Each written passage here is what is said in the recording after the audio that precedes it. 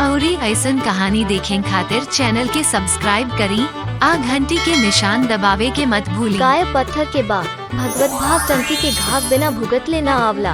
बहुत पहले की बात है, मूर्ति बनावे खातिर एगो कारीगर ऊ पत्थर खोजे खातिर जंगल में गईले। वहाँ उनका एगो बढ़िया पत्थर मिलल। ऊ देख के उनका बहुत खुशी भइल आ कहलसी की ई मूर्ति बनावे खातिर बहुत उपयुक्त बा। घरे आवत आवत उनका एगो औरी पत्थर लुका। वो पत्थर के अपना संगे लेके चल गईले। घरे जाके वो पत्थर उठा के अपना औजार से ओ पर काम करे लगले। जब पत्थर घायल हो गए तो पत्थर कहे लागल, हमरा के छोड़ के चल जा, एकरा से हमरा बहुत दुख होता। मार देव तो हम टूट जाए। तू दूसरा पत्थर पर मूर्ति बनावत बाड़ू। कारीगर के ओ पत्थर पर तरस आ गए। ऊ पत्थर छोड़ के चलत बा। एगो औरी एगो पत्थर लेके एगो मूर्ति बनावे लागल। पत्थर कुछ ना कहलस। कुछ समय बाद ओ कारीगर के द्वारा ओ पत्थर से भगवान के एगो बहुत बढ़िया मूर्ति बनल रहे। मूर्ति बनावे के बाद गांव के लोग ऊ एकरा के लेवे आयल रहली। नारियल के दरार लगावे खातिर एक पत्थर औरी की जरूरत पड़ी। ऊ लोग ऐसन सोचत रहले। वहाँ राखल पहला पत्थर के भी अपना संगे ले गईले। मंदिर में मूर्ति सजाव गईल रहे आ उन्हें पत्थर के सामने रख देले। अब जब केहू मंदिर में दर्शन खातिर आवत रहे तब वो मूर्ति के फूल से पूजा कर गए। दूध से नहाए के बाद आ वो पत्थर पर नारियल फोड़त रहले। जब लोग वो पत्थर पर नारियल फोड़त रहे वो तब बहुत परेशान रहले। उनका दर्द होखत रहे आ रोवे के मन कयल्स, बाकी उनकर बात सुने वाला केहू ना रहे। वो पत्थर से बात कइलन जवन पत्थर के मूर्ति बनावल गयल रहे। आ कहलसी की रौरा के इतना मजा आवत बा। लोग तेहरा के पूजा करेला, दूध से नहवावला लोग आ लड्डू के प्रसाद चढ़ावेला। बाकिर हमार किस्मत खराब बा, लोग हमरा पर नारियल तोड़ेला। जब ना पत्थर पर मूर्ति बनल रहे उहे कहलस, जब कारीगर तोहरा पर काम करत रहे, अगर रउआ तब ओकरा के ना रोक ले रहती। अगर तू आज हमरा जगह पर रहे बाकी रौरा आसान तरीका चुननी, यही से अब रौरा तड़पत बानी। ऊ पत्थर ई बात समझ गयल रहे। पत्थर एगो मूर्ति बन गयल बा। अब हम कवनो शिकायत ना करब। ऊ ऐसन कहले। एकरा बाद लोग आके ऊपर नारियल फोड़त रहे। नारियल फोड़ला के चलते एकरा पर भी नारियल के पानी गिरत रहे और अब लोग वो मूर्ति के प्रसाद चढ़ा रहल बा। ऊ लोग एकरा के पत्थर पर रख ले रहले। मतलब कठिन परिस्थिति में हमनी के कबो घबराहट ना करे के चाहिए।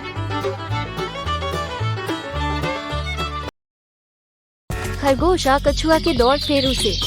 ई कहानी बा खरगोश आ कछुआ के। एगो त खरगोश रहे। हर कहानी में खरगोश एक ही जैसन बा।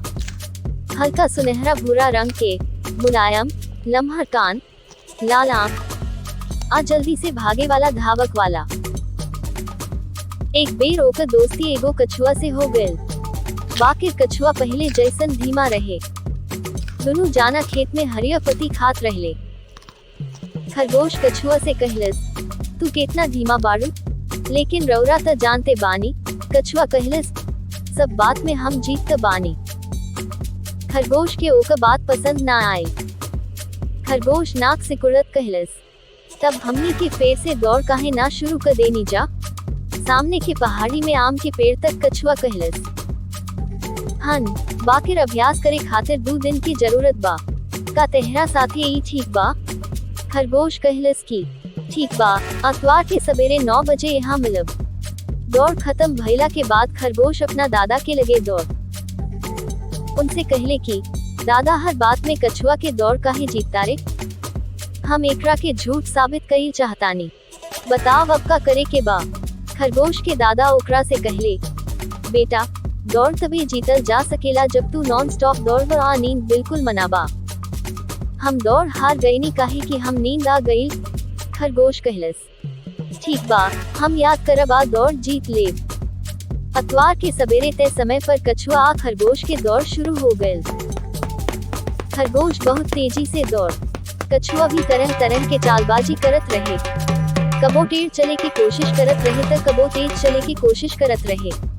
आधा रास्ता में खरगोश एगो बढ़हन टोकरी देखलस जवना में ताजा पत्ती, गाजा आ मूली रहे।